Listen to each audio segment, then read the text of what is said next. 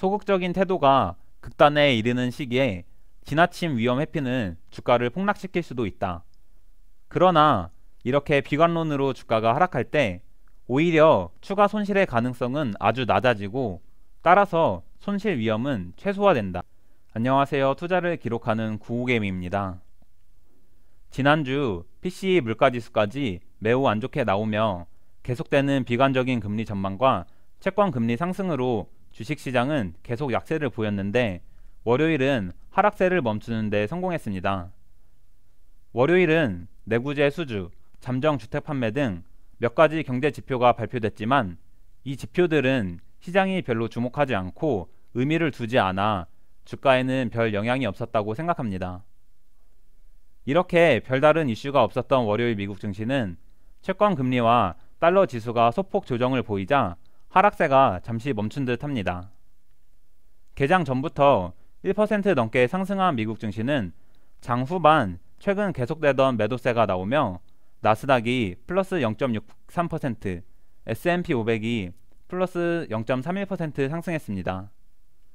TQQQ는 2.16% 상승해 22.24달러로 마감했으며 저는 추가 매수가 없어 보유 수량은 1320주 그대로입니다. 혹자는 기술적 반등이다, 반발 매수세 유입이다 라고 말하며 월요일 하락세가 멈춘 이유를 설명할 텐데 증시가 어땠는지 같이 살펴보겠습니다. 우선 월요일에는 내구재 수주와 잠정 주택 판매가 있었습니다.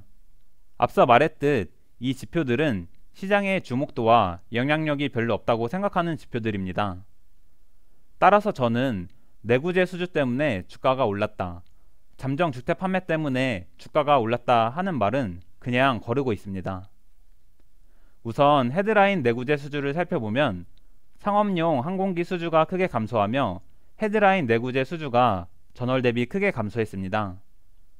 그러나 항공기 수주를 제외한 근원 내구재 수주를 살펴보면 지난 22년 4월 이후 가장 크게 상승하는 모습을 보였습니다.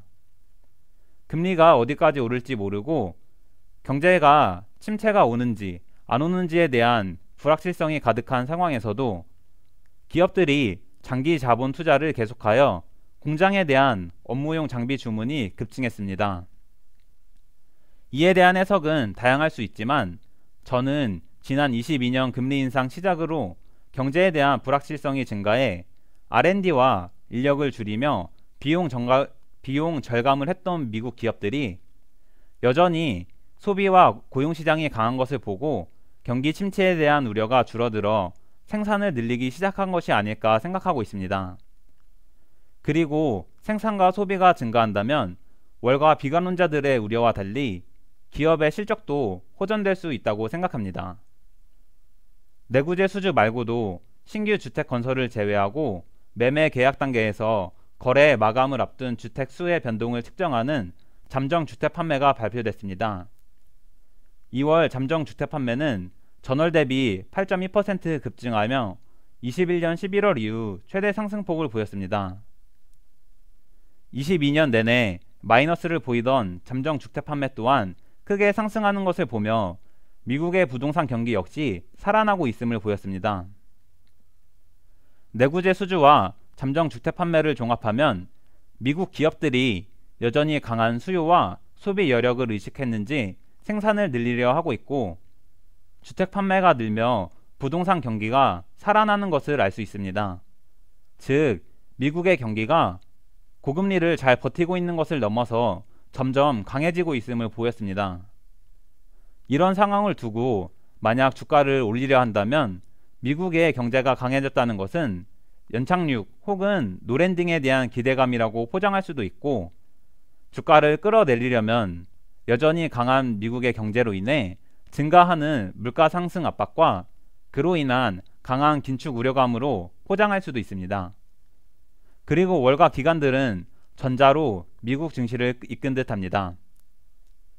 그리고 앞서 말한 주목도 떨어지는 경제 발표 이외에도 월요일 나스닥의 하락세를 직접적으로 멈춘 것은 테슬라라고 생각합니다. 시장은 3월 1일 투자자의 날을 앞두고 있는 테슬라의 일론 머스크가 마스터 플랜 3를 통해 테슬라 공장 증설 및 설비 투자 계획을 공개할 것으로 예상하면서 차세대 전기차 제조 플랫폼을 기반으로 모델2라는 반값 전기차 계획을 구체화할지를 주목하고 기대하고 있습니다. 테슬라는 올해 들어 주가가 2배나 급등했고 2월 내내 시장의 악재와 비관론이 가득했음에도 급등한 자리를 잘 지켜주고 있습니다.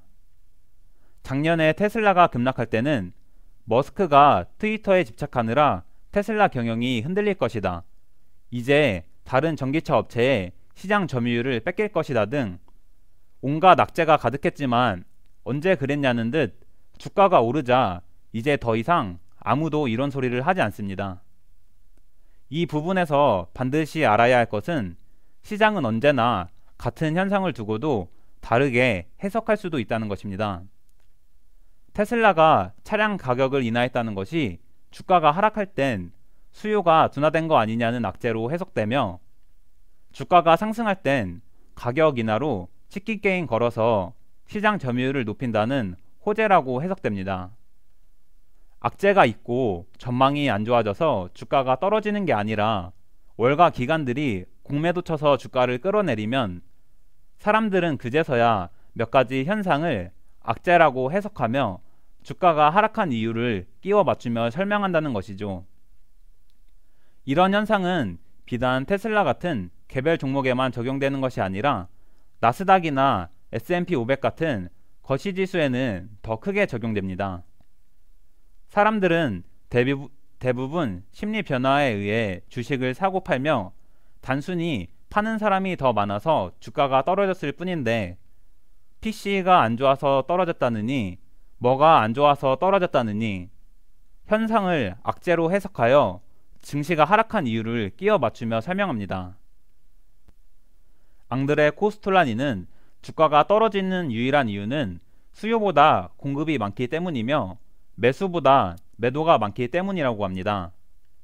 또한 사려는 사람들은 적고 급하게 팔려는 사람들은 많기 때문이며 사람들이 주식을 내다 던지기 때문이라는 이 간단하고 본질적인 것을 반드시 알아야 합니다.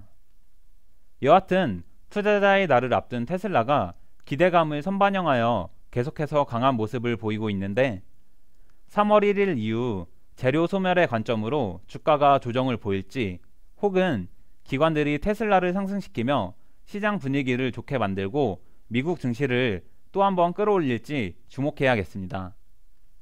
채권 시장을 살펴보면 그동안 금리 전망이 과도하게 비관적이었다고 느꼈는지 금요일에 PCE가 안 좋게 나오고 월요일은 여전히 강한 미국의 경제가 확인됐음에도 금리 전망은 조금 완화돼서 최종 기준금리를 5.25%로 보는 참여자들은 늘었고 5.75%로 보는 참여자들은 줄었습니다.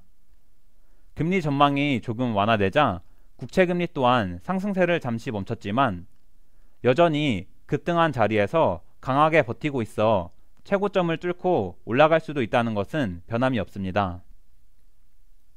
2월이 끝나가는 현재 시장은 3월에 폭락한다, S&P 500 3000포인트까지 내려간다, 최종금리 6%까지 간다와 같은 온갖 비관론이 여전히 가득하고 한 달 내내 안 좋게 발표된 지표로 가득한 상황입니다.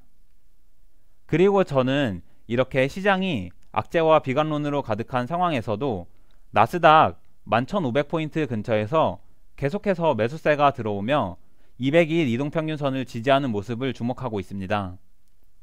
시장이 비관론으로 가득하고 금요일에 PCE까지 안 좋게 나와서 주식을 던지던 개미들이 하루아침에 저가 매수세랍시고 주식을 매수하진 않았다고 생각하는데, 어떤 주체가 악재를 무릅쓰고 계속해서 주식을 매수하는 것일까요?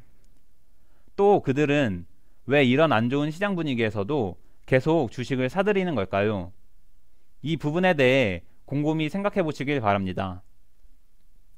저는 PCE까지 최악으로 나온 금요일 시황 정리를 하며 지금 시장에 온갖 악재와 비관론이 가득해서 아이러니하게도 위험과 리스크는 적고 기대 수익률이 올라가는 좋은 매수 기회라고 말했습니다. 그리고 당연히 이렇게 최악의 상황을 오히려 좋게 보고 있는 저의 관점을 회의적으로 보시는 분들도 많은 것 같습니다. 그래서 오늘은 단순히 저의 관점이나 생각이 아닌 50년 가까이 월가에서 투자를 진행하고 있으며 현재 250조 원 가까운 자산을 운용하는 오크트리 캐피털 CEO 하워드 막스의 의견을 소개해 드리려고 합니다.